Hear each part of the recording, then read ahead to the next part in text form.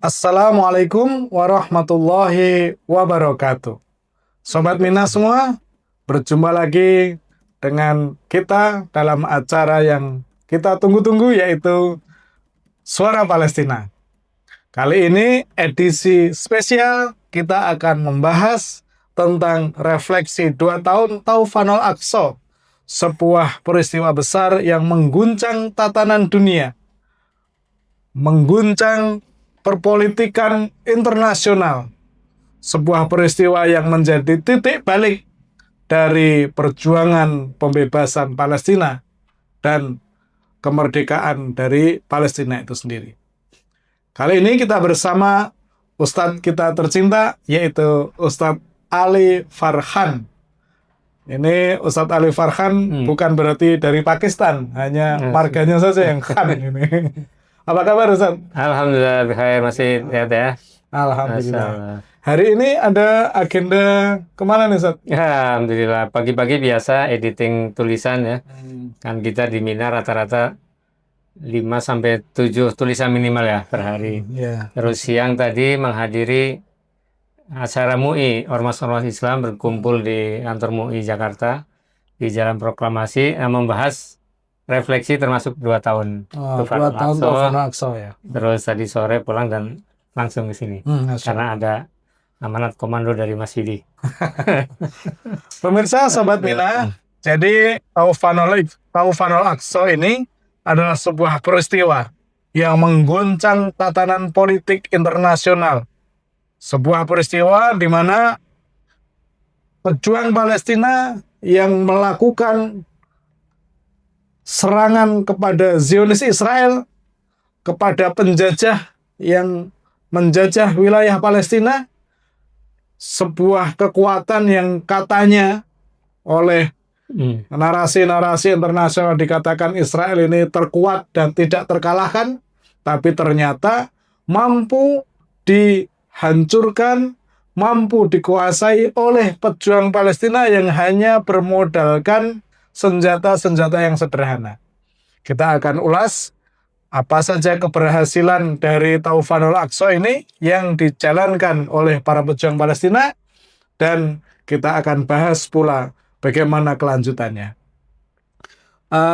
Pertama-tama kita perlu mengetahui dulu nih, apa sih sebenarnya yang melatar belakangi adanya Taufanul Aqsa ini. Ustaz Afta, silakan Ustaz. Ya, bismillah, alhamdulillah, Allahumma sholli ala sayyidina Muhammad.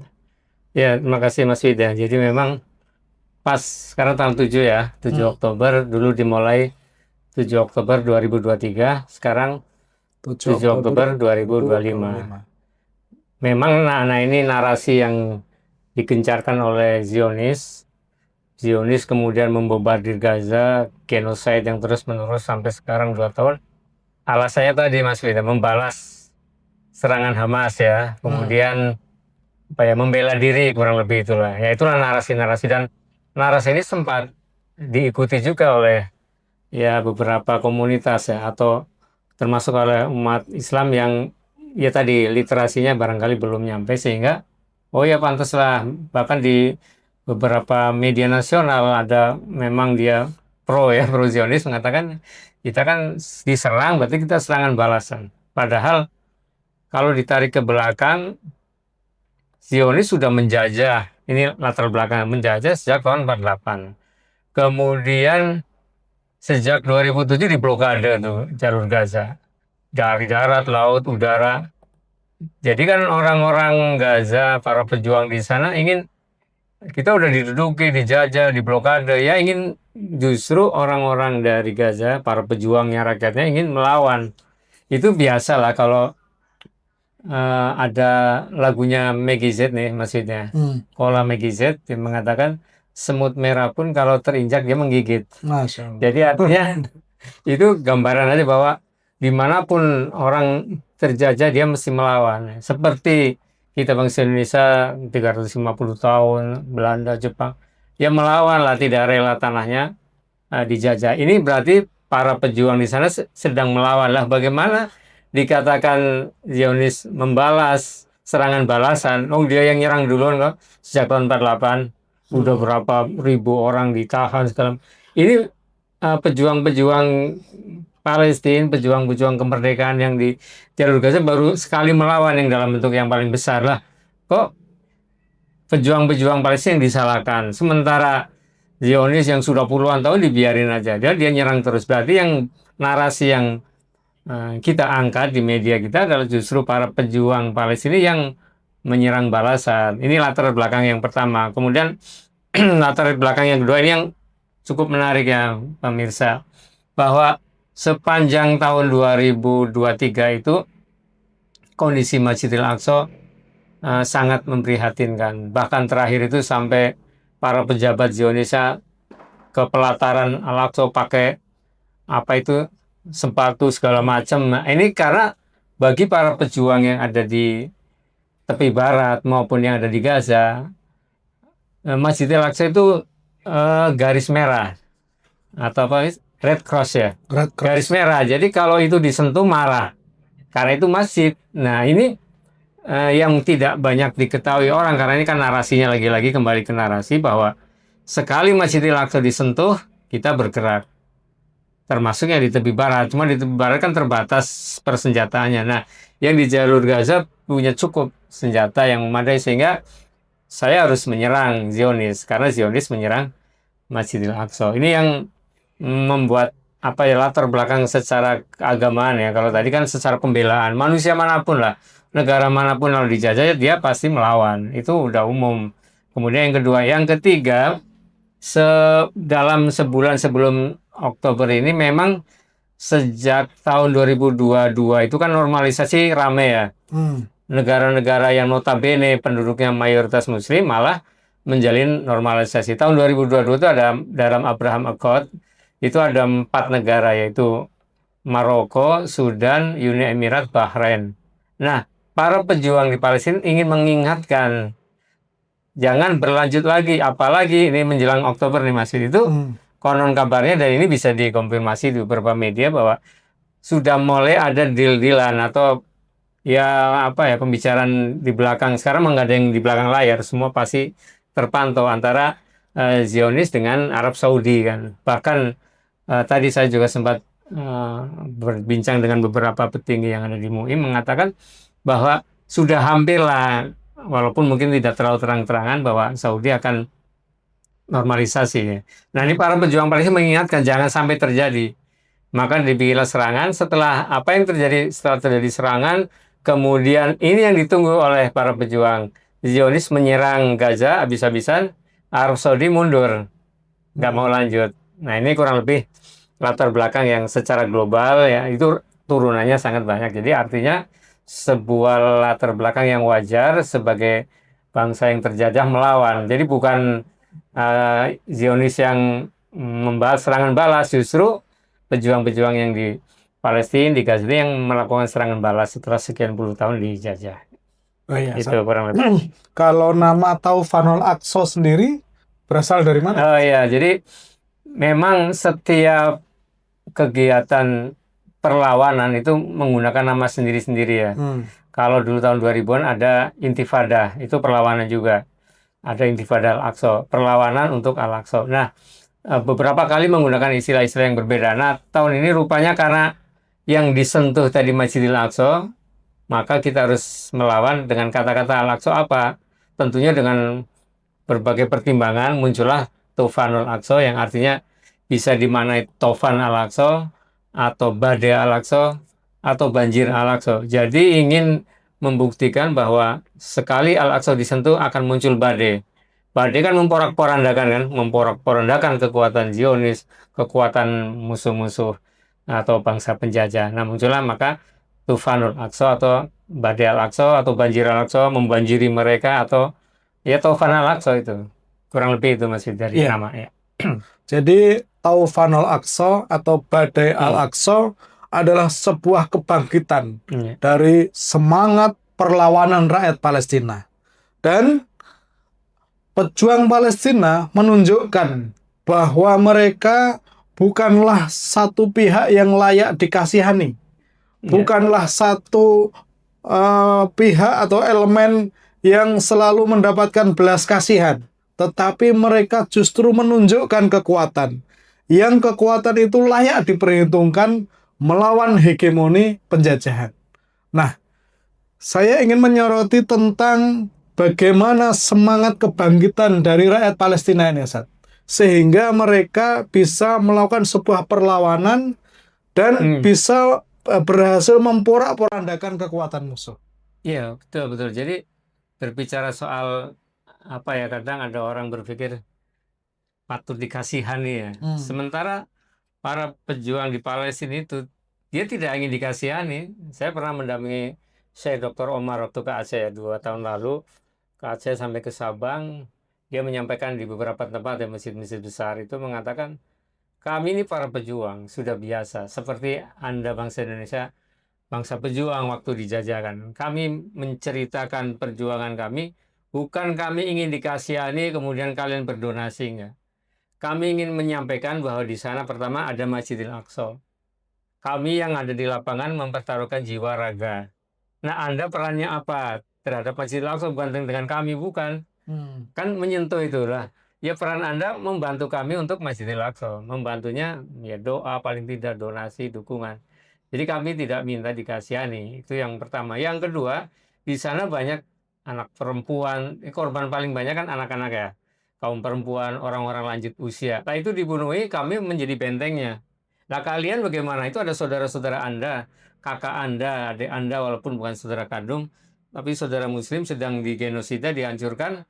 Kami yang di lapangan sudah mengorbankan puluhan ribu, 60 ribu kurang lebih ya, para syuhada. Nah, kalian apa yang kalian korban? Jadi kami sifatnya mengingatkan bahwa ada loh tanggung jawab Anda sebagai muslim, tanggung jawab Anda sebagai manusia bahkan yang terjadi di sini. Karena kami yang mengalami di lapangan, kami menceritakan. Kalau yang tidak di lapangan kan ya lewat berita-berita aja. Kami yang menyaksikan dengan mata kepala sendiri, ini loh yang terjadi sehingga tidak untuk dikasihani, tapi untuk berbagi apa yang bisa kalian kerjakan sehingga muncullah sikap perjuangan. Sama seperti kalian, dia bilang orang-orang Indonesia ketika coba kakek nenek moyang kalian dijajah.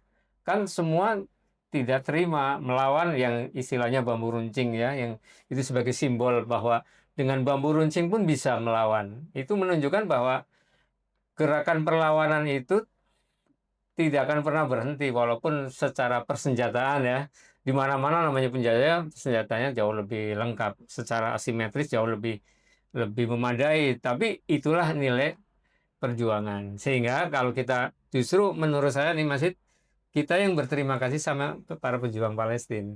Berterima kasih pertama mengingatkan bahwa kita punya tanggung jawab ini di sini di buku ini, punya tanggung jawab Masjidil Aqsa.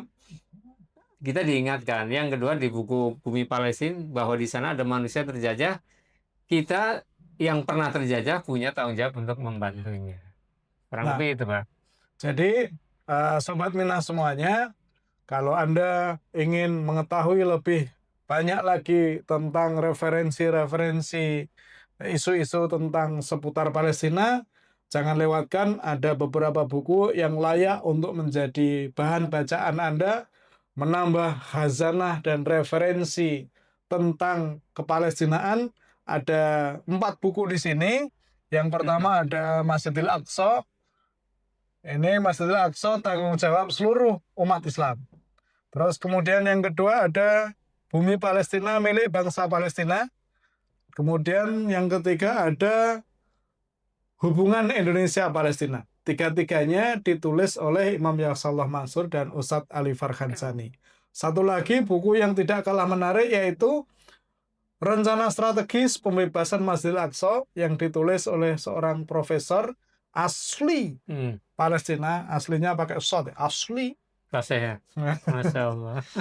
Beliau selama 35 tahun ya meneliti tentang bagaimana rencana strategis pembebasan Masjidil Aqsa. Ini bukunya ada di depan, silahkan nanti kalau mau pesan bisa dihubungi nomor yang ada di layar nantinya. Baik, Ustaz. Taufanul Aqsa seolah menandai munculnya sebuah kebangkitan dari kekuatan yang dulunya tidak diperhitungkan sama sekali. Tapi mereka berhasil membangun narasi. Tidak hanya sekedar narasi anti penjajahan, tetapi juga narasi bagaimana membangkitkan kesadaran internasional tentang penegakan keadilan dan penegakan hukum-hukum internasional. Taufanul Aqsa sekarang ini sukses membangun narasi itu. Dan itu tidak hanya disuarakan oleh para aktivis, para relawan, tetapi kepala negara yang kemarin berkumpul di sidang umum PBB, mereka menyuarakan hal yang sama, yaitu pembebasan rakyat Palestina dan kemerdekaan bangsa Palestina. Ustaz bisa kasih analisis tentang itu? Iya, jadi kalau kan tiap tahun bulan September ya Mas Wid ya, tiap bulan September itu PBB mengadakan sidang umum ya, Majelis Umum PBB ya. Kalau di PBB itu ada dua bagian besar ya. Pertama Majelis Umum, semua negara ikut dalam sidang itu. Yang kedua Dewan Keamanan, itu anggota khusus. Ada yang Dewan Tetap, ada yang tambahan. Nah ini di tiap tahun. 2 tahun yang lalu, tahun 2000, ya sebelum Taufanul Aqsa itu ya. Itu catatan yang saya ingat ini, nanti mohon dikoreksi kalau kurang pas ya. Netanyahu berpidato di PBB dengan membawa peta ya. Peta baru Timur Tengah. Jadi artinya Israel Zionis ingin menguasai seluruh kawasan di Timur Tengah. Bukan hanya Palestina sebenarnya, karena greater Israel ya, itu ingin menguasai mulai dari, kan sempat dijajah juga Semenanjung Sinai di Mesir, kemudian dataran tinggi Golan yang di Suriah, semuanya Lebanon, bahkan ke Yordania. Itu kan meluas jangkauannya. Nah, Netanyahu ketika bicara bahwa ini akan ada peta baru Timur Tengah, tapi tanpa menyebut nama Palestina, masih tidak disebut namanya. Dan saat itu apa yang seluruh anggota PBB mendengarkan dan ya tidak menentang atau minimalnya diam, termasuk negara-negara Arab yang notabene Muslim tidak menolak, ya dengerin aja. Pokoknya ingin melenyapkan Palestina lah dan para pejuang-pejuangnya, terutama yang di jalur Gaza. 2 tahun kemudian apa yang terjadi ketika kemarin bulan September, tanggal berapa tuh kemarin rata-rata sidang umumnya? 23 sampai 29. Selama sepekan itu ya. Itu dalam majelis umum apa yang terjadi? Di tempat yang sama, orang yang sama Netanyahu bicara, menyampaikan ya biasalah provokasi. Apa yang terjadi? Hampir sebagian besar pimpinan negara itu walk out, keluarlah, keluar dari sidang sambil mencemooh. Berarti ini yang berlaku di dunia internasional, yang tadinya 2 tahun lalu itu Netanyahu ngomong semua pada diam, sekarang belum ngomong sudah pada pergi. Jadi artinya Palestina yang mau dihapus dari peta, justru mayoritas dunia malah berpihak kepada Palestina. Kemudian yang kedua, Netanyahu ingin memperluas daerah, tapi pada waktu itu tidak ada yang mendengarkan. Kalau dulu semuanya mendengarkan, sekarang hampir sebagian besar ya keluar free Palestine. Nah ini artinya berbalik 360 derajat apa yang direncanakan oleh Netanyahu. Faktanya bahkan pada sesi berikutnya ketika pengakuan atau solusi 2 negara, terlepas dari beberapa kekurangan, tapi yang inti yang ingin saya sampaikan, hampir mungkin 80% lebih, sekitar 150 sekian ya, 57 negara yang mengakui, walaupun nanti pada pelaksanaannya, tapi dari sini aja sudah menunjukkan bahwa makin terisolasilah Amerika Serikat dan Israel. Dari 157, yang 12 abstain, kalau nggak salah yang 10 yang menentang. Yang 10 itu ya Israel, kemudian Amerika, dan negara-negara kecil yang saya juga nggak tahu di mana. Negara Nauru di mana itu. Saya nggak tahu tempatnya itu. Terus negara apa lagi itu? Negara-negara yang termasuk Papua Nugini. Jadi artinya saya melihatnya begini Mas Wid. Jadi apa yang direncanakan sudah digembar-gemborkan 2 tahun yang lalu, sekarang berbalik arah dengan perjuangan keteguhan tadi, keteguhan bangsa Palestina, dan dari sisi kemanusiaan tentunya, bahkan orang-orang Eropa itu berpihaknya kepada Palestina yang terjadi tahun ini, gitu Mas Wid. Terima kasih kepada yang sudah bergabung di live TikTok. Ada An-Nadhifah, ada Pak Ahmad Sodikin, ada Putra Javanida, dan yang lainnya. Ada pertanyaan nih, bagaimana tanggapan tentang pernyataan Donald Trump? Ya? Ini menarik juga ya. Tadi di apa itu para pimpinan ormas, media juga ada, lembaga filantropi juga lumayan mempertanyakan. Jadi begini ya, ketika eh, berbagai macam pernyataan tentang gencatan senjata yang enggak udah 2 tahun ya berarti ya gencatan Ya. senjata nggak nyampe-nyampe, pernah sempat jeda. Kemudian eh, Trump atau Amerika sendiri dalam 2 tahun ini sudah mengeluarkan 6 veto untuk gencatan senjata. Jadi ya itulah ketidakadilan reformasi juga di PBB. Semua negara setuju, Amerika veto, batal itu gencatan senjata 6 kali dalam 2 tahun veto. Jadi artinya memang Trump ini disebut apa ya pemain koboi, pokoknya hajar-hajar aja. Termasuk di bidang ekonomi kan bikin gerak semuanya. Dan itu tidak akan berlangsung lama. Nah, terakhir kemarin em, dikumpulkanlah dalam sidang PBB itu Trump minta ketemu dengan para pimpinan negara Islam terbesar ya, termasuk Indonesia ya. Indonesia, Qatar, Saudi, mana lagi tuh ya kumpul-kumpul lah Trump menyampaikan bla bla bla. Nah, kemudian besoknya Trump menyampaikan ada 20 poin ya. Nanti di miniatur rincian kan saya nggak hafal. 20 poin perdamaian, gencatan senjata termasuk. Kalau dengan arogannya Trump mengatakan kalau ini disetujui oleh para pejuang, faksi-faksi kan banyak terutama yang di jalur Gaza. Kalau setuju, oke. Kalau enggak, saya mau jadikan neraka lagi katanya. Netanyahu silakan nyerang lagi. Nah, kemudian proposal ini dikirim ke para pejuang faksi-faksi. Saya tidak menyebut satu persatu karena semuanya terlibat. Dan yang menarik, ini kedewasaan berpikir karena berperang itu dari sisi militer, sisi diplomasi. Kalau militer aja tanpa diplomasi juga nggak bisa karena nggak ada pengakuan. Pengakuan aja tanpa militer juga makin kurang, makin kurang. Seperti yang dilakukan oleh beberapa faksi di tepi barat kan diplomasi tanpa senjata ya tanahnya makin kurang, makin kurang. Sementara di sebagian besar jalur Gaza perlawanan bersenjata. Kalau tanpa diplomasi juga tidak akan diakui. Jadi ini menurut hemat saya perpaduan kedua-duanya. Nah, besoknya Trump menyampaikan yang berbeda dari yang dibicarakan di forum itu. Itu karena apa? Karena ada ya suara dari si Netanyahu tadi yang intinya antara lain yang saya simpulkan dari ini. Pertama, gencatan senjata. Oke, yang kedua bantuan kemanusiaan akan bisa masuk ya. Yang ketiga, penarikan pasukan. Nah, kemudian beberapa poin yang bawah ternyata ini kalau kita mungkin membuat merah para pejuang di sana. Di antaranya para pejuang yang ada di jalur Gaza melucuti senjatanya. Sementara Israel tidak ada kalimat melucuti senjata. Kemudian akan dibentuk Dewan Pemerintahan Transisi ya. Tapi Dewan Transisinya tidak oleh Palestina, tapi oleh Dewan Pembinanya Trump sendiri yang melibatkan antara lain Tony Blair ya. Nah, kita tahu Tony Blair itu salah satu yang dituduh sebagai penjahat perang karena dia yang mengawali serangan ketika ke Irak ya. Waktu itu yang iya ke Irak. Irak itu ada senjata pemusnah massal sampai habis, sampai sekarang ternyata di Irak tidak ada. Nah, ini artinya Trump melihat Tony Blair akan mengirakan Palestina kurang lebih. Gambarnya seperti itu. Nah, tentunya kalau Hamas menolak kata-kata yang pertama, nah ini juga kita membaca narasinya penuh.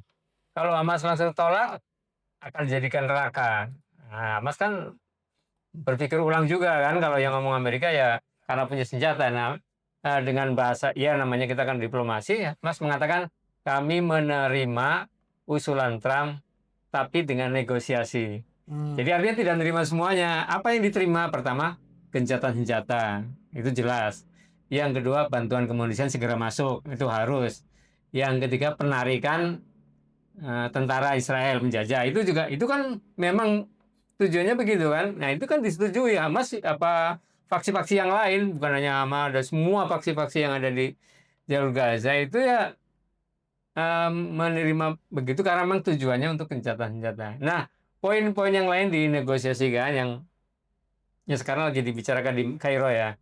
Kemarin Netanyahu ngirim orang, para pejuang juga ngirim orang, kemudian dari Qatar, dari Mesir, Amerika juga ngirim untuk mana yang dinego. Namanya diplomasi kan nego-negoan kan, nggak bisa saling dikte. Nah, bedanya dengan dulu, kalau dulu tuh Amerika bilang A ya A, bilang B ya B. Kalau sekarang Amerika tidak bisa begitu masih.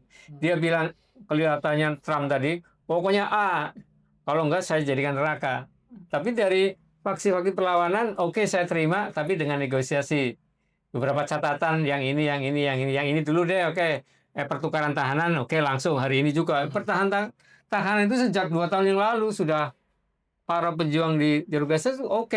Bahkan sempat ada siapa namanya masih ada yang orang Amerika tuh. Eden Alexander. Iya itu ya, yang Edan itu. Itu kan dibebaskan. Tapi setelah itu tetap aja nyerang. Nah sekarang siapa yang melanggar perjanjian? Kemudian yang kedua bahkan Edannya kemarin saya dengar info malah pengen ikut gabung lagi di pasukan Zionis. Jadi artinya Amerika tidak bisa sewenang-wenang penuh. Ternyata ada pernyataan dari faksi dan itu Amerika oke, ini kita tawar, negonya kita terima tawarannya. Makanya hari ini masih di Mesir. Iya. Itu kurang lebih. Jadi kita tidak bisa juga mengatakan pokoknya saya tolak Trump semua. Lah kalau tolak semua besok dihabisin lagi kan rakyat banyak. Jadi artinya kita melihatnya ada beberapa poin 20 poin, ada beberapa poin yang memang itu bisa dilaksanakan, tapi ada yang harus dinegosiasikan. Jadi artinya kita termasuk ketika Indonesia kalau nggak salah menyetujui ya. Iya. Saya pernah ini ditanya juga nih gimana kok Indonesia menyetujui. Nah, Pak Menlu Sugiono kan mengatakan bahwa Indonesia memang diundang pada pertemuan dengan Trump itu tadi. Indonesia kan termasuk di sidang PBB. Indonesia mau ngomong apa yang dikatakan oleh delegasi Palestina kan, PLO. Delegasi Palestina mengatakan ya prinsipnya menyetujui apa yang disampaikan Trump. Loh, kalau kita berpandangannya tidak menyetujui, lah emang kita siapa? Kan Palestina yang ngomong, hanya mengutip kurang lebih. Kemudian berikutnya dengan koordinasi, ini masih koordinasi juga nih, Mas Mini, suasananya lagi panas sebenarnya. Para menteri luar negeri sekarang lagi koordinasi nih. Indonesia, Qatar, Yordania, termasuk Arab Saudi, mengkoordinasikan apa yang disampaikan para pejuang Palestina bahwa oke, itu poin dari Trump diterima sebagian, tapi sebagiannya dinego. Dan semua menteri-menteri luar negeri yang diundang itu sama-sama sepakat bahwa masalah Palestina ya diserahkan transisinya kepada masyarakat Palestina. Nah itu ada di buku ini nih, maka bukunya berjudul Bumi Palestina yang milik bangsa Palestina. Ya bangsa Palestina yang bukan dipimpin oleh Amerika, apalagi oleh Blair tadi atau yang lain enggak. Nah ini yang kalau kita membaca sebuah pernyataan kita perlu membacanya secara utuh. Ya itu namanya diplomasi memang begitu. Kita nggak bisa hitam putih. Banyak apa itu ruang abu-abu ya sehingga ya. Tapi kan kita melihatnya sisi-sisi yang bisa dikerjakan oleh para pejuang sana. Itu yang Trump ya, yang tadi ya, luar biasa nih. Udah Ya. sampai Trump nih. Pemirsa, suara Palestina tidak ada perdamaian kecuali dengan menghapus kezaliman. Dan tidak ada gencatan senjata kecuali dengan mengakhiri penjajahan. Jadi, semangat yang digaungkan oleh para pejuang Palestina ini adalah bagaimana menghapus penjajahan di bumi Palestina dan bagaimana menegakkan keadilan yang seadil-adilnya, menjunjung tinggi hak asasi manusia dan menjunjung tinggi kebebasan dan kemerdekaan setiap bangsa. Begitu Ustaz ya. Ya. Jadi misi atau pesan yang disampaikan oleh para pejuang Palestina adalah anti penjajahan dan menegakkan keadilan. Ada pertanyaan lagi Ustaz dari rame ya. Green Tea. Mau nanya, bela Palestina apakah berdasarkan kemanusiaan atau agama? Karena di Afrika, maksudnya mungkin Afrika Selatan ya, yang notabene yang notabene non-Muslim juga melakukan hal yang sama. Ya, jawabannya ada di 3 buku nih Mas Id. Pertama, pembelaan terhadap Palestina adalah pembelaan dari segi agama. Ada di sini ya. Karena kenapa dipandang dari segi agama? Pertama, karena di situ ada Masjidil Aqsa. Contoh gampang aja, kalau di tempat kita itu ada masjid. Coba Mas Fit, kalau di tempat kita ada masjid, ada orang ya non muslim atau apapun masuk ke masjid pakai sepatu, pakai berlumpur, kira-kira marah nggak Mas Fit? Marah. Orangnya nggak sholat misalnya, tetap marah kan? Iya. Ini contoh sederhana. Apalagi di masjid paling suci di dunia setelah Masjidil Haram dan Masjid Nabawi. Jadi artinya itu dari sisi agama. Sisi agama juga itu negerinya para nabi. Diinjak-injak, dinodai. Masa kita diem aja itu para nabi yang terhormat, termulia itu ada di sana. Ini jadi artinya dari sisi agama. Kemudian dari sisi agama lagi, innamal mu'minuna ikhwatun, bahwa ada saudara-saudara kita yang sedang dizolimi, ditindas. Nah, kita yang punya kemampuan harus membantunya sesuai dengan kemampuan masing. Jadi ini yang pertama dari sisi agama, ini ada di buku yang pertama.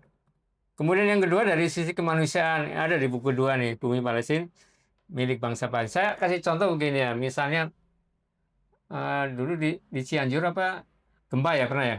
Di Cianjur ya. Ya. Mas Fit kesana dulu ya? Ya, betul. Ya, kan ada gempa nih.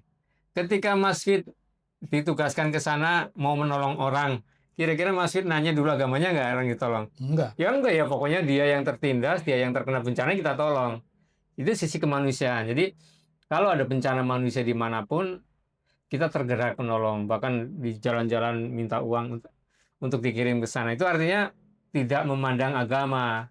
Tadi pertama, agama. Yang kedua ini, bahwa ada bangsa yang terjajah, manusia manapun punya kewajiban untuk membela, untuk membantu. Seperti dikatakan Presiden Turki ya, Recep Tayyip Erdogan, padahal mengatakan sebenarnya untuk membela Palestina tidak harus sebagai Muslim kan, cukup dia sebagai manusia. Jadi artinya kalau dia tidak membela berarti dia bukan manusia atau jiwa kemanusiaannya sedang kemana gitu. Jadi yang kedua tadi dari sisi kemanusiaan. Ketika saya juga pernah diskusi itu ada dialog, ini bukan perang agama, ini bukan agama, ini kemanusiaan. Ya mungkin dari satu sisi kalau memandangnya dari kemanusiaan, kita kan memandangnya utuh, ya agama, ya kemanusiaan, dan yang ketiga, buku yang ketiga tadi mana? Hubungan Indonesia Palestina, kebangsaan. Kita sebagai bangsa Indonesia punya hutang sejarah. Kalau kita punya hutang harus dibayar sampai lunas. Nah, kita belum membayar, sudah membayar tapi belum lunas. Apa hutang kita? Salah satu yang terbesarnya pengakuan. Tahun 44, ini Indonesia belum merdeka tahun 44. Nah, Al-Husaini sebagai mufti Palestina sedang terusir sampai ke Suriah, kemudian lari ke Jerman. Ketika sedang terusir, mendengar ada negara sahabatnya yang ingin merdeka. Pada tahun 44, sedang bersembunyi, lari dari kejaran Inggris. Al-Husaini mengumumkan di radio ke bahasa Arab, kita harus memberi dukungan, negara-negara Timur Tengah, beri dukungan kepada calon negara baru Indonesia. Akhirnya tersebarlah. Padahal Palestina masih terjajah loh. Sampai sekarang belum merdeka. Tapi dia yang berduk akhirnya kemudian setelah Indonesia merdeka 45, barulah pengakuan dari negara-negara sahabat tahun 47, 48, 49, diawali dari Mesir ya, kemudian Saudi, Yaman, semuanya mengakui sehingga Indonesia diakui sebagai sebuah negara. Sebab menurut ketentuan PBB untuk diakui sebagai negara resmi kan harus ada pengakuan. Nah, pengakuan itu awalnya dipicu dari Al-Husaini. Jadi artinya kita harus membuat hal yang serupa supaya Palestina juga diakui sebagai negara yang merdeka. Dan bukan hanya itu loh, itu Taher ya, Al-Taher, pengusaha Crazy Rich lah pada waktu itu. Bukan hanya dengan suara, dengan uangnya dia kasihkan ke Indonesia, para pejuang Indonesia ini untuk berjuang. Jadi artinya dari keagamaan, dari sisi kemanusiaan, dan dari sisi kebangsaan kita sebagai bangsa Indonesia punya hutang sejarah. Dan konstitusinya sangat jelas. Satu-satunya konstitusi yang menolak penjajahan itu ada di pembukaan Indonesia. Kan penjajahan di atas bumi harus dihapuskan. Penjajahan yang mana? Itu tafsirnya ada di Konferensi Asia Afrika. Ya penjajahan ya Palestina. Karena waktu itu kan konsep penjajahan yang masih ada sampai sekarang kan Palestina. Jadi kalau ada lagi suara orang yang tidak mendukung Palestina, berarti dia tidak menghayati pembukaan negaranya sendiri. Jadi pembukaan negara itu kan penjajahan harus dihapuskan. Nah sampai sekarang kalau saya kadang ngomong ke anak-anak juga, kalau kalian ikut aksi demo, kan ada yang nanya nanti gimana dengan pemerintah. Kita sejalan dengan konstitusi negara. Kita berarti mendukung negara karena tadi penjajahan harus dihapuskan dengan cara demo segala macam. Itu kan salah satu cara. Jangan juga begini, kemarin ada orang yang pro Israel mengatakan ini bukan perang agama, ini kemanusiaan doang itu. Ya kurang tepat juga. Lah orang Yahudi sendiri ngomong perang agama kok. Kenapa nih Zionis ke sana? Karena ada dalam tanda kutip background agama, walaupun itu dimanipulasi kan. Ini agama saya dulu menjanjikan Tuhan, menjanjikan saya tanah. Itu kan pakai klaim-klaim agama. Loh, kita yang ada Quran, Sunnah, kenapa kita tidak menggunakan? Jadi artinya menurut saya dirangkum lah tiga-tiganya. Begitu Mas Ida. Ya. Masya Allah. Sobat Mina semuanya, jadi dalam membela Palestina ada 3 golongan manusia. Pertama, membela Palestina karena agama. Dia ikhlas, dia tulus, berjuang membela Palestina karena semangat keimanan, dorongan keimanan. Perintah agama yang mendorong dia untuk membela Palestina. Itu yang pertama. Membela Palestina karena dorongan keimanan, dorongan agama. Yang kedua, membela Palestina karena kemanusiaan. Siapa mereka? Para aktivis non-muslim dari Kanada, dari Meksiko, dari Italia, dari Spanyol, dari manapun. Yang mereka non-muslim, tapi mereka membela Palestina. Mereka menyuarakan tentang penjajahan, mereka menyuarakan tentang penindasan yang terjadi di Palestina. Mereka tidak memiliki dasar agama, tapi mereka memiliki dasar kemanusiaan. Yang ketiga, ada juga golongan orang yang membela Palestina karena dorongan dunia. Karena ingin berdagang, karena ingin memiliki sumber daya alam, atau karena ingin yang lain yang sifatnya dorongan-dorongan dunia. Siapa mereka? Para negara yang mereka membantu Palestina tapi punya maksud. Punya maksud ingin dagang, punya maksud ingin menguasai sumber daya alam dan lain sebagainya. Jadi 3 golongan. Pertama karena agama, kedua karena kemanusiaan, 3 karena dorongan dunia atau harta. Dari 3 ini kita termasuk yang mana? Kan gitu. Syukur 1, 2 oke lah, tapi jangan sampai yang ketiga. Karena hanya karena dorongan keduniaan. Ya, menarik tadi Mas Wid ya, dorongan keduniaan. Ketika Cina itu kan mendukung Palestina ya. Walaupun Cina dalam tanda kutip dekat juga dengan Israel. Ketika saya searching bagaimana kenapa Cina punya kepentingan terhadap Palestina. Karena begini, lagi tadi bisnis ya. Nanti kalau setelah gencatan senjata, setelah damai lah katakanlah, apalagi setelah menjadi negara Palestina yang merdeka, untuk membangun, Cina akan menawarkan pinjaman tadi. Infrastruktur, utang boleh. Nah ini kan artinya ada kepentingan dulu. Tapi itu juga mendukung, itu urusan kepentingannya kan Cina silakan. Itu sah-sah saja secara bisnis kan. Artinya patut kita lihat juga, yang tidak boleh kan kita unsur keduniaan. Itu unsur bisnis. Artinya sama seperti Amerika. Kenapa ingin bercokol? Kan ada unsur bisnisnya juga, Mas Wid. Karena banyak kilang minyak yang ada di pantai Gaza, di Marine 1-2, yang belum dieksplor. Yang itu kalau dieksplor bisa untuk lumayan lah sekian triliun. Jadi artinya ada kepentingan dunia yang lain. Kalau kita kan enggak. Kalau kita kan ya agama, ya kemanusiaan, ya kebangsaan, ya. Saya kira itu menurut saya. Ada pertanyaan yang dari Al-Nadhifah. Bagaimana GSF atau Global Smooth Flotilla belum bisa membuka blokade? Apakah masih ada gebrakan lain untuk mempersiapkan membuka blokade Gaza? Ini kita meja ini gebrak dulu nih. Gebrakan. Bukan, jadi memang dengan segala cara ya, lewat udara kita sudah pernah nitipkan bantuan waktu Agustus kemarin ya, lewat Yordan. Lewat darat memang sangat susah, kecuali sewaktu-waktu aja. Nah kemudian ada kepikiran ini luar biasa juga. Global Smooth Flotilla ini berawal dari Mafi Marmara Flotilla ya, Freedom Flotilla. Flotilla itu artinya kapal berlayar. Sejak tahun 2011 waktu itu. Jadi mengatakan salah satu cara untuk ke sana lewat laut ya, lewat jalur laut. Walaupun kemungkinannya sangat tipis, tetapi yang diperlukan makna simbolisnya ini, bahwa seluruh dunia itu menghendaki ini dibuka. Dan tidak ada istilah gagal sebenarnya kan.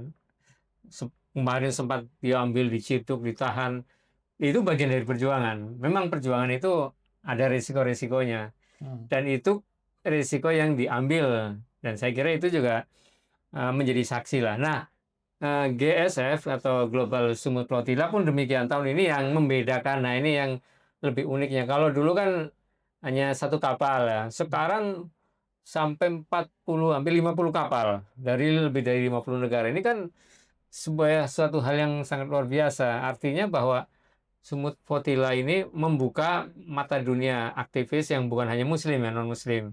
Bahkan ada yang dekat dengan Yahudi juga. Mereka ikut semua. Ini kan menunjukkan bahwa semua negara seperti itu. Bahkan kalaupun ditahan, saya yakin tentara Zionis tidak akan membunuh satu persatu. Karena di belakangnya ada negara masing-masing kan. Wah, ini bisa kualat nanti. Nah, ini diantaranya bahwa Global Sumut Water itu sangat menentukan. Walaupun kemarin belum ada satupun yang masuk ke jalur Gaza, tapi itu sudah sangat sangat luar biasa dampaknya. Dan yang sekarang ada 11 kapal lagi yang sedang berlayar ya. Kemarin sudah sampai ke Athena, ada yang sampai ke perairan Mesir. Jadi artinya masih terus bergerak. Dan yang kemarin sudah pulang ke negara masing-masing, ada yang menarik, yang dari Swedia itu anak sekolah siapa? Greta. Greta Thunberg ya. Itu anak sekolah, anak usia SMA 15 tahun. Awalnya dia pencinta lingkungan memang. Nah, kemudian beralih ke pencinta Palestina. Non-Muslim lagi. Jadi ini menunjukkan bahwa semua kalangan usia dunia itu peduli. Itu yang dampak GSF-nya. Dan kemarin yang ya, tadi belum disampaikan bahwa malam ini kan kita akan menghadirkan Mas Fatur Rahman ya, relawan kita. Tapi karena bertepatan dengan waktu, tadi ada panggilan mendadak untuk acara di Banten ya. Al-Fatah Rescue ya udah, silakan jalan dua-duanya. Nah, itu menyampaikan bahwa walaupun dari Indonesia ini sudah pulang, termasuk dari Malaysia, negara-negara lain tidak akan pulang seterusnya, akan menggebrak lagi tadi dengan kapal-kapal Indonesia sendiri. Sebab kemarin ada kendalanya begini, karena ketika Mas Fatur dan relawan yang lain juga naik kapal, kemudian kapten kapalnya bukan dari kita. Ya. Ketika turun karena ada perbaikan mesin di Sisilia waktu itu ya. Ini kaptennya nggak datang lagi, mungkin kita nggak tahu seperti apa. Nah, kalau kita bawa kapten sendiri kan lebih leluasa. Itu di antara kendalanya. Kemudian kapal, tidak semua kapal, hampir sekian ratus lah, tidak semuanya bisa menyeberang, berlayar. Kenapa? Karena tantangan ombak segala macam, sehingga spesifikasinya ketat memang. Spesifikasi kapalnya tidak semua lolos, Mas Fit. Sehingga wajar lah. Kenapa dari sekitar 1.000 relawan kok hanya 500-an? Ya karena tadi kapal-kapalnya sebagian besar juga tidak layak untuk medan yang securam itu. Sehingga wajar lah kalau tidak ada kapal lagi. Dan itu kapalnya kapal-kapal butut untuk 7 orang, 8 orang. Jadi kapal-kapal kecil. Jadi ya wajar kalau jumlahnya berkurang. Nah, tapi yang penting adalah yang informasi yang diterima Mina, akan ada lagi gelombang berikutnya yang akan direncanakan evaluasi lebih matang lagi dari kaptennya, segi kapalnya, rutenya, dan seterusnya, yang saya meyakininya insya Allah akan datang lagi pelayaran itu pada masa-masa berikutnya. Ada pertanyaan lagi, dasar kemanusiaannya apa? Ini izinkan saya menjawab nih. Iya, benar-benar. Ya, dasar kemanusiaan membela Palestina karena kita semua menyaksikan di hampir semua media, bahkan di lini-lini media sosial, bahwa ada wanita yang menderita, ada anak-anak yang mati, ada orang tua yang disiksa, ada banyak tenaga kesehatan yang dia mendapatkan perlakuan buruk, dan sederet penderitaan rakyat Gaza yang kalau kita lihat itu sebagai saudara kita, tentu kita akan membantu mereka. Jadi, alasan kemanusiaan ketika kita melihat manusia yang terjajah, melihat manusia yang menderita, tentu hati kita tergerak untuk membantu mereka. Bukan masalah agamanya apa, sukunya apa, mereka berasal dari mana, tidak. Tapi karena mereka manusia dan mereka membutuhkan pertolongan, kita berikan apa yang kita bisa. Jadi, alasan kemanusiaan tidak mengenal agama, tidak mengenal ras, tidak mengenal suku. Selama mereka manusia, memerlukan pertolongan, dan kita sanggup memberikan pertolongan semampu kita, kita lakukan. Itulah yang dilakukan oleh para aktivis-aktivis di Global Sumut Flotilla. Mereka bersatu tanpa ada sekat-sekat agama, tanpa ada sekat-sekat negara. Dari negara manapun mereka bersatu, berkumpul, berlayar bersama untuk menunjukkan bahwa mereka memiliki rasa kemanusiaan. Mereka memiliki empati terhadap manusia-manusia yang menderita, yang terjajah, teraniaya, sehingga mereka terpanggil untuk Ya. membantu mereka. Jadi begitu alasan kemanusiaannya. Mungkin Kita saya tidak rela. tambahkan bisa ya Mas Widya. Hmm. Kalau jangankan Palestina lah, umpamanya di Cina misalnya terjadi dulu di Nepal gempa ya waktu Ya. itu. Kemudian misalnya di Cina yang notabene-nya adalah sosialis komunis yang sebenarnya kapitalis juga.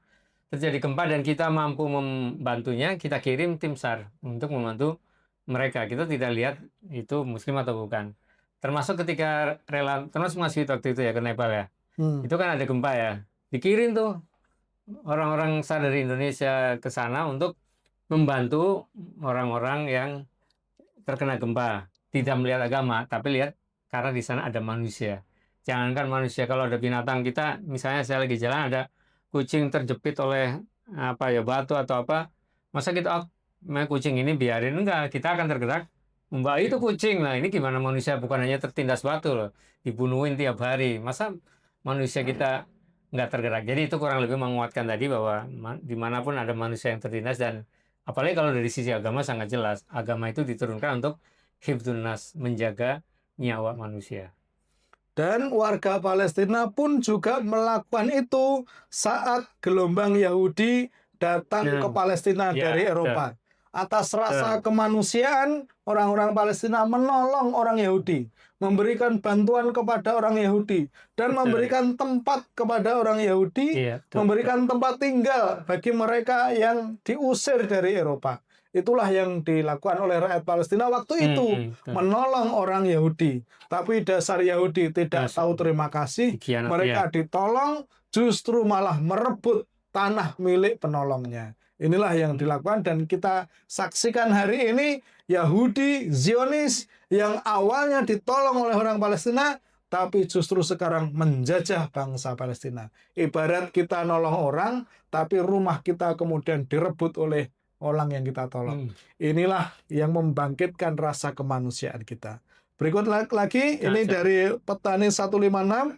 Terus kemudian mari kita baca agar lebih paham dan ditunggu buku-buku berikutnya. Nah, Ustaz. Ini Ustaz Ya, Mas. betul ya. Ini alhamdulillah harus menikmat juga. Sekarang sedang proses editing dan penerbitan insya Allah buku-buku materi ya pelajaran Al-Quds wal Maqdisiyah untuk MTSMA kelas 7, 8, 9, 10, 11, 12. Alhamdulillah sudah ke Masjid Tarbiyah Pusat yang karena ini kan penanaman pendidikan ini akidah ya, tinjauannya akidah, Quran, hadis dan sejarah udah masuk ke kurikulum tarbiyah kita. Ini buku-buku yang kemudian buku-buku berikutnya ya insya Allah Imam juga ya luar biasa. Saya lagi nulis buku ini masih nggak tahu ada peminatnya nggak. Saya lagi nyusun novel tentang Palestina. Masya Allah. Ingin mencoba genre yang lain karena pemberian apa ya pesan itu tidak harus lewat tulisan yang sifatnya ilmiah kayak buku-buku ini kan ya itu perlu itu jelas untuk keilmian tapi untuk dari sisi sastra karena dulu Bang Syarif juga bersair ya itu sastra itu untuk menggugah rasa lewat cerita ya seperti kita dongeng lah kan kita teringat dongeng dari orang-orang tua kita tapi sayangnya dongengnya dongeng Kanjeng Nyolong Timun ya. Nah ini dongeng artinya narasi dalam bentuk novel perjuangan. Saya lagi membuat mohon doanya mudah-mudahan dikasih bocoran nggak judulnya nih? Nah, inisial aja. Novelnya kasih judul nggak nih? Dikasih.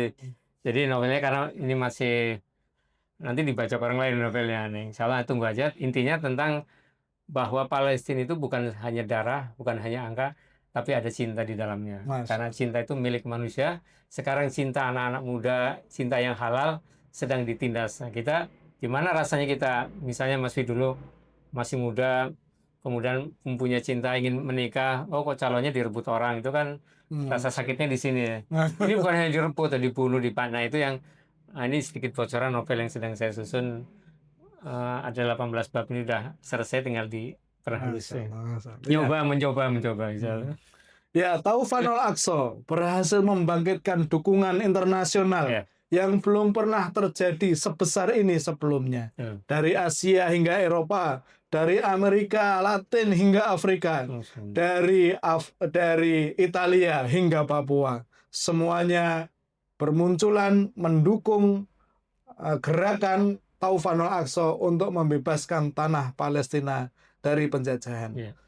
Saat melihat gerakan ini, kesadaran dunia global tentang dukungan kepada Palestina, bagaimana Ustadz mengomentarinya? Ya, almarhum Syekh Ahmad Yasin tahun 2000-an dulu mengatakan bahwa nanti hegemoni Zionis akan turun pada tahun 2027 ya.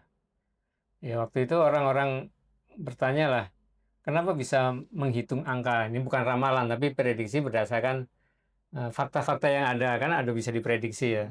Seperti ramalan cuaca, bukan hayalan, tapi prediksi berdasarkan tanda-tanda tandanya. Nah, ini prediksinya dari mana? Itu ternyata berdasarkan di dalam Al-Quran surat Al-Maidah, Mas Wid, ayat 21 sampai 26. Di situ bahwa orang-orang Bani Israel yang salah kemudian dihukum 40 tahun di padang Tih ya.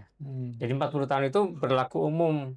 Kalau 40 kali 2 kan 80. Jadi ada hukum karma buat Yahudi sendiri mengatakan bahwa orang-orang Yahudi itu tidak akan mampu menguasai negeri-negeri Muslim melebihi 80 tahun dan belum pernah ada. 80 tahun ngitungnya dari secara formal Zionis menjajah, mendeklarasikan negara Palestina, negara Israel itu kan 14 Mei tahun 48 ya. 40 tahun kemudian tahun 88. Tahun 88 itu sebenarnya Palestina sudah memproklamasikan diri, Mas Wid. Tanggal 15 November 88 itu Yasser Arafat waktu itu memproklamasikan negara Palestina dan pengumumannya di Aljazair. Tapi sampai sekarang belum diakui. Sementara Israel tadi mengikrarkan negara 14 Mei 48, tahun 49 langsung diakui oleh PBB. Ini kan ketidakadilan yang nyata-nyata di depan mata. Nah, tadi 40 tahun 88, tahun 87 lahirnya faksi-faksi perlawanan. Nah, artinya sudah mulai ada tanda. Kemudian Intifada tahun 2000, Intifada Al-Aqsa. Nah, 40 tahun kemudian dari tahun 88 adalah 2028. Sekarang 2025, 3 tahun lagi. Nah, saya Yasin mengatakan 2027. Artinya adalah hegemoni Zionis itu secara data, fakta akan tumbang hegemoninya tahun 2028. Tentunya dimulai dari sekarang. Sekarang tadi fakta-fakta sekarang. Negara-negara yang notabene tadinya pro, bahkan menjadi anggota NATO ya. NATO itu anggota pertahanan Atlantik Utara yang dipimpin Amerika. Itu negara-negara sahabatnya Amerika ikut mengakui negara Palestina. Yang tadi sudah disebutkan, Australia, bahkan Jerman. Turki juga jangan lupa itu NATO ya. Kemudian The Big Five. Nah, The Big Five kan ada 5. Ini 4-nya udah dukung semua nih. Rusia, Cina, Prancis, Inggris ya. Prancis, Inggris yang membuat perjanjian ya. Kemudian Inggris yang membuat mandat Balfour. Itu sekarang mengakui negara. Jadi artinya ini sudah mulai kelihatan dari sisi diplomasinya, sisi politiknya, itu udah hegemoninya udah turun. Nah, kemudian dari sisi militer, kalau kita bicara, ini buku saya udah saya kirim ke penerbit, mudah-mudahan segera lah. Itu 2 tahun Al-Aqsa ini antara lain dari sisi militer dan ekonomi udah hancur berantakan. Gimana nggak hancur sekarang? Orang-orang warga negara Israel itu sebenarnya banyak yang eksodus ya. Ratusan ribu yang eksodus. Anak-anak mudanya kan punya 2 warga negara ya, 2 paspor. Dia kembali ke negara paspornya Amerika, apa Rusia, apa Afrika. Makanya tahun 90-an waktu itu siapa Wakil Menteri Wakil Menteri Luar Negeri itu Anies ya, Anies Mata ya. Dia mengatakan dalam diskusi kemudian di yang lain, oke, setuju one set solution, yaitu satu negara Palestina, satu negara Israel kembali ke paspor yang kedua. Kalau dia paspornya Amerika ya baliklah ke Amerika, jangan ke situ lagi. Nah ini artinya sekarang sudah mulai kelihatan, Mas Fit. Jadi artinya tanda-tanda kehancurannya sudah mulai tampak. Kalau dulu Profesor Mahmud Ambar ya, ini guru tafsir dari Universitas Islam Gaza, pernah menyampaikan di masjid ini di Sufan mengatakan liyasu wujuhakum dalam surat Al-Isra ayat 7 itu ketika Allah menyuramkan wajah-wajahnya. Ya sekarang faktanya apa? Wajah-wajah Yahudi sekarang sedang disuramkan. Di PBB suram, ditinggal WO. Kemudian perjanjian-perjanjian negara-negara Eropa udah mulai membatalkan kan. Kemudian tolak boikot segala macam. Jadi artinya ini sudah tampak sekali kehancuran hegemoni Zionis Yahudi.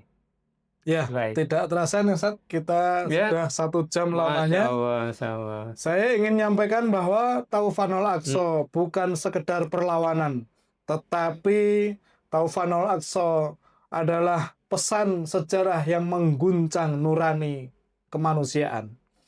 Ia lahir dari luka yang panjang, keadilan yang tak kunjung datang. Taufanul Aqsa menyalakan kembali keyakinan bahwa kebenaran tidak akan bisa dikalahkan. Dan penjajahan pasti akan menemui kehancuran. Dari Gaza, Taufanul Aqsa dinyalakan dan sejarah akan dituliskan. Kata terakhir, tapi bukan ya, simpulannya. Jadi yang pertama, negara yang terjajah dimanapun dia punya hak yang sah untuk melawan. Bahkan itu tercantum dalam piagam PBB. Negara manapun yang terjajah punya hak yang sah untuk melawan. Jadi artinya para pejuang Palestina yang di jalur Gaza, yang di tepi barat, yang di Yerusalem, bahkan yang berada di wilayah-wilayah yang sekarang direbut di Tel Aviv, di berbagai tempat yang dulu wilayah Palestina melawan, mengadakan perlawanan, itu hak sah sebagai pemilik bangsa. Jadi bukan sebagai teroris seperti yang diklaim oleh Amerika ya. Kemudian yang kedua, dukungan kita kepada jangankan ke Palestina, ke negara manapun, karena sekarang kasusnya Palestina adalah dorongan keagamaan, karena kita sebagai Muslim, di sana ada Muslim, di sana ada Masjidil Aqsa, ada tempat yang berkah, wilayah. Kemudian yang kedua dari sisi kemanusiaan, di sana ada manusia tertindas, kita sebagai manusia nggak bisa diem dong, harus ikutan. Yang ketiga dari sisi kebangsaan, sebagai bangsa Indonesia punya utang sejarah. Kemudian yang ketiga, perjuangan dimanapun pasti ada resiko-resiko. Ada yang harus kita keluarkan, entah dana, entah tenaga, tidak akan pernah berhenti karena kemerdekaan itu milik orang-orang yang berjuang dan surga milik orang-orang yang berjuang di jalannya. Masya Allah. Terima kasih kepada rekan-rekan yang sudah bergabung. Ada Leana, ada Hafidh, ada Swan, ada An-Nazifah, ada Petani 156, dan juga banyak lagi. Terima kasih semua yang telah bergabung. Dan terima kasih telah mendengarkan Suara Palestina. Mudah-mudahan kita tercerahkan dan menjadi khazanah keilmuan kita, agar kita semangat membela kemanusiaan, semangat membela bangsa yang terjajah, dan mudah-mudahan kita berdoa, semoga Palestina merdeka, Al-Aqsa terbebas dari penjajahan. Billahi taufiq wal hidayah. Assalamualaikum warahmatullahi wabarakatuh. Waalaikumsalam warahmatullahi wabarakatuh.